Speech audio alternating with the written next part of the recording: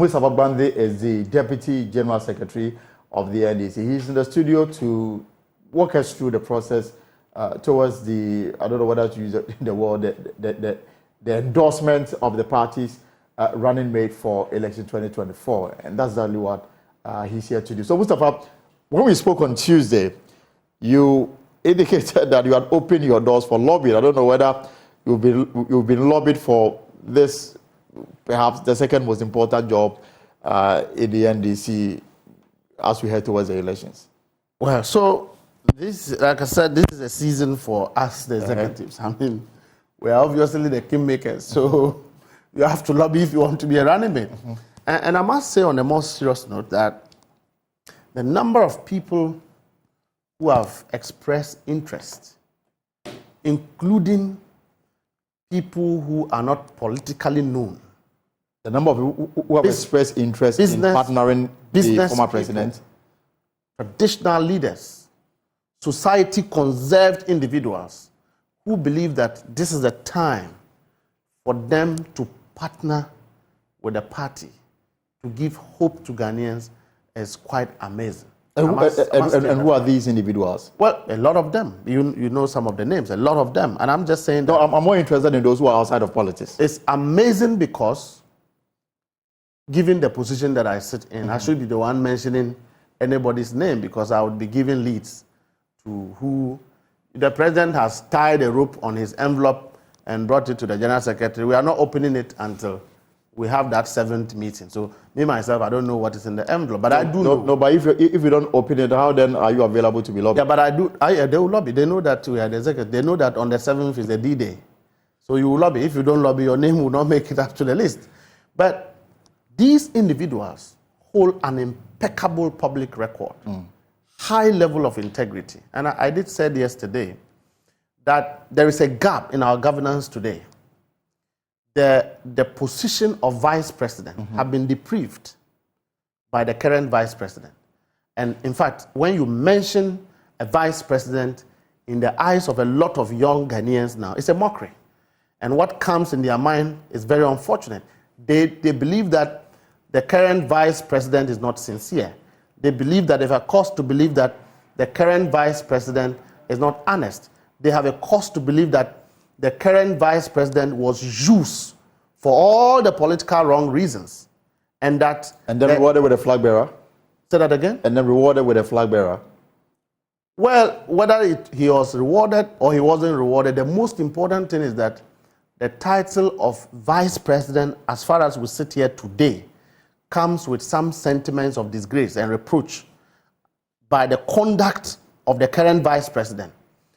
Ghanaians believe that he's been used to lie to the public, to deceive the public.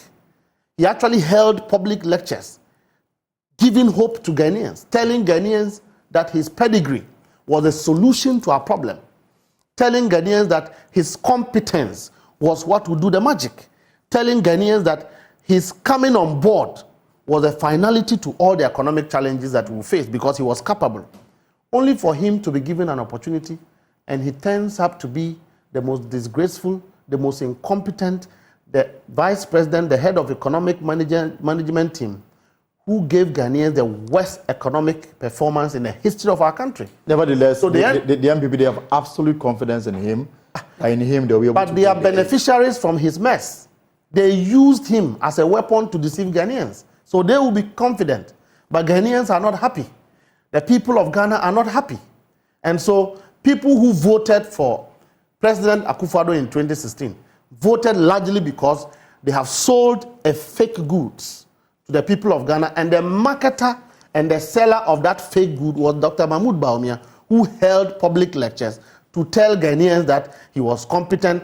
All the deceptive promises that Nana Akufo-Addo gave Ghanaians, apart from the one that he said in Chi, Monsominhwe, all other policy Nana Akufo-Addo chained out was being told to this public, the people of Ghana, by Dr. Mahmoud Bawumia. So what kind of running mates are you bringing on board? So currently, as I speak, we need to fill in the gap to bring back some sort of credibility to the seat of the vice president.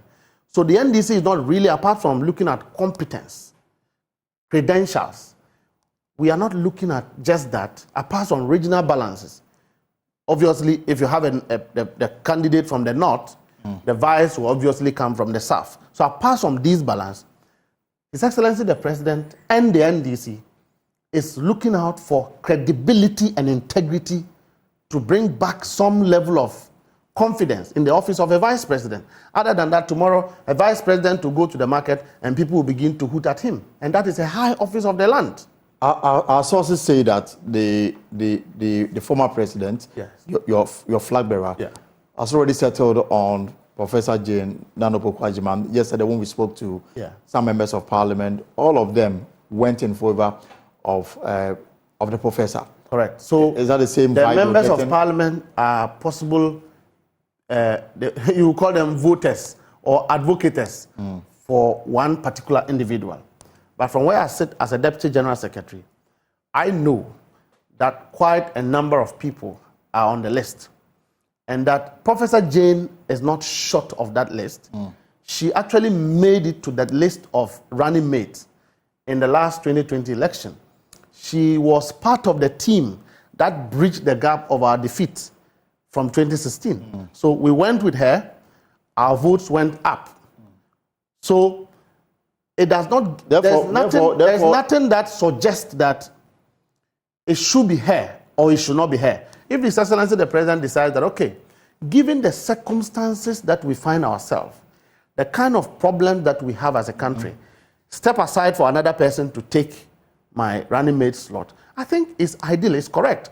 If the president then decides that, okay, I have worked... The circumstances may mean that you may meet somebody with background in economics. Let me just no, I just want to... If the circumstances... No, but Dr. Mahmoud Bawumia had a background in economics. Under him, we have the worst economic indicators in the history of our country. Your chairman said that the changes in parliament was because we're going into an election, the economy was going to be a main issue, so we needed somebody with a background in economics to lead your front in parliament. Yes. And I'm saying that if it is the same criteria for the sort of a running mate, then clearly you are overlooking Professor Jane Opoku Agyemang. Parliament is a fighting wing of the party. Parliament is not the head. We are talking about the head.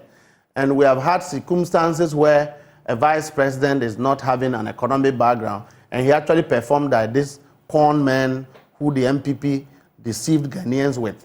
President Akufo-Addo, the MPP sold 2 con men to the people of Ghana, and we bought them mistakenly.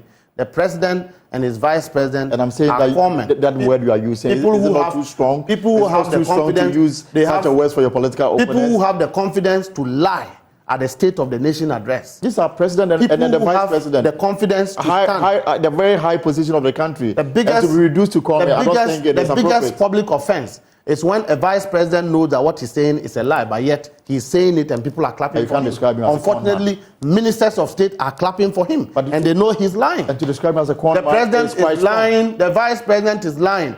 When you go to Kuala Lumpur, sick people cannot get beds. Yet he's saying that I have digitalized your records. If you go to medical service, the most important, procedure of a medical service is not your records. It is how you get medical treatment and get actually healed of your disease. And the problem didn't start today. We have that problem has persisted for years. They are in power. It's transcended from political party to political party. Where is the Agenda 111? And I told them recently that where are the dams? Your station did a documentary on the dams, and it proves to the people of Ghana that they collected money from the World Bank and they chopped the money. And the vice president goes to the public to say that we have constructed dams. He says it in front of cameras, without shame, without fear. And he's not a call man. And I have evidence that suggests that it is not true. The vice president says, I've built hospitals in your village. This is, what do they call? Toilets in your villages. You come from a village. Do you see any toilet there? Have you seen any new toilet? Look at the MPP. Do they look like people who perform and keep quiet about it? Look at them trumpeting that an attorney general have set aside judgment that let's clap for him. And if you think that when they built KVIPs under HIPIC, didn't you see the writings that they use? Red. Wherever you are, you see that there's a toilet here. Where are the toilets? A vice president holds a public lecture to lie. He says he has done railway.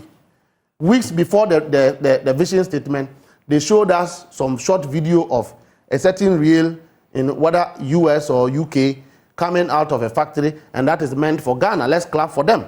And then he says, Temampaka Dam. He built it. It was started by His Excellency John Dramani Mahama and paid for. Let's talk about Thursday next week. Yes. What is agenda? So I just justified why I say that the president and the vice president are two con men the MPP sold to the people of Let's Ghana. talk about Thursday next week. Yes. Thursday. What is so agenda? Thursday, how are you approaching it? We are seeking to fill the gap, bring on board somebody that will satisfy the people of Ghana with credibility and integrity. And somebody who will bring to the high office of a running mate and, of course, an automatic vice president, a leverage of credibility and integrity. Somebody that when he says that I'll protect the public purse, you and I don't have to go and look for police to chase them to bring the purse. So these ones have stolen the purse. The NEC will meet first to do what exactly? No, we'll meet Council of Elders first. Decide on it because that body is obviously the most respected and highest body. So then we bring their decision and consideration to National Executive Committee. Now, the National Executive Committee is made up of a wider range of people from the regions representing the rank and file of the party, representations from Parliament, former ministers, and, of course, the flag bearer himself is a member of NEC, and then the Functional Executive Committee of the party. So, at that level, one would say that is the biggest, most highest consultative body as far as naming a running mate is concerned. So when we have that discussions at that level, what it means is that the rank and file of the party will have endorsed the choice of the primary choice of the candidate. So therefore, at the level of NEC, after the council meeting, you'll be presented with names or just a name? Names. Yeah, that's why I said then you take a decision on the names. That's why I said the people are lobbying. They want lobby us. I mean, so and if you don't lobby us, your name will make it. and then are you going to subject the names to voting?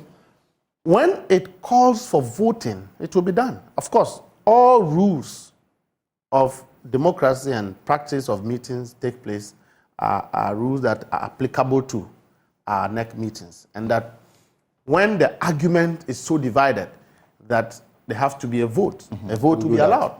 The president is not one.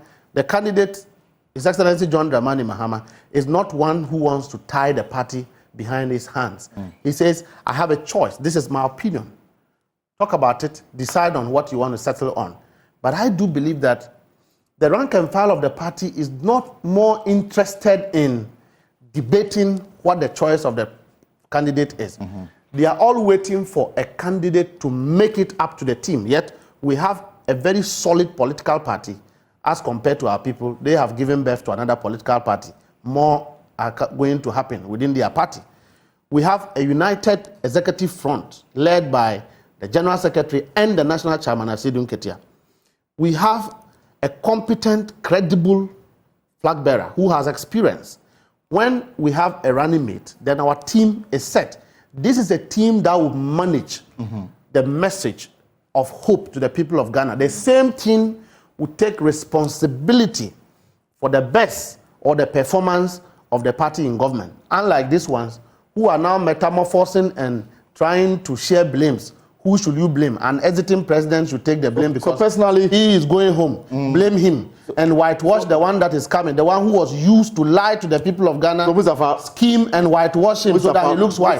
Finally, and then just 10 seconds. The black paint, we are going to use the whole black paint in this world to paint Dr. Babu Bawumia. Are you for continuity or change in the running mate position of the party? I am for integrity and credibility. That is what is lacking. That is the gap created at the slot of a running mate. Thank you very much. Thank you so much for coming through. Mr. Bagbande is a Deputy General Secretary of the NDC, and we are all looking forward to that Thursday meeting, first between the Council of the Party of Elders and then the National Executive Committee of the party. And then after that, they will outdoor the running mate for the presidential candidate, John Dramani Mahama, for the December presidential election. So that is the big day, 7th March, next week, Thursday.